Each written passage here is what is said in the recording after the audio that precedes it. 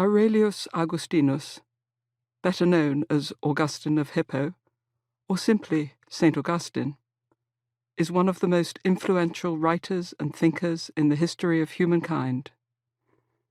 His works helped shape nothing less than Western Christianity and Western philosophy. His Confessions created the genre of autobiography as we know it today.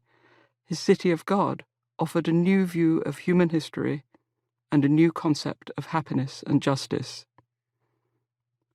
He came to be hailed as one of the four fathers of the Latin Church, along with Ambrose, Jerome, and Pope Gregory the Great, and of those four he casts by far the longest shadow today.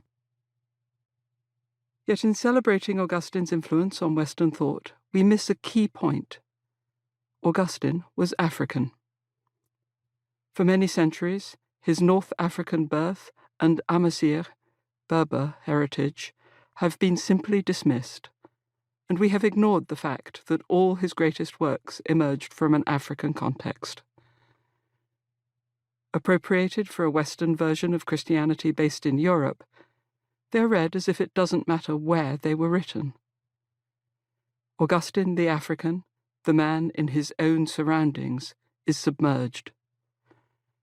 In fact, a core strand of the culture that Europe claims as its own stems from Africa. It wasn't until I was in Augustine's homeland of Algeria a few years ago that I realized how fundamental Augustine's African context is to his works, and hence to the myriad writers and thinkers who have built upon them.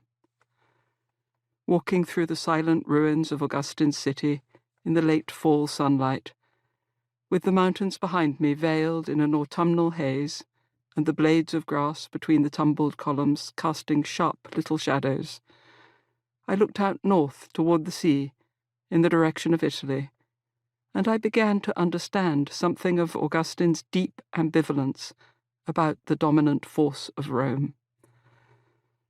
Much of Augustine's mature thought depended upon his ability to look at Rome from Africa and question that dominance.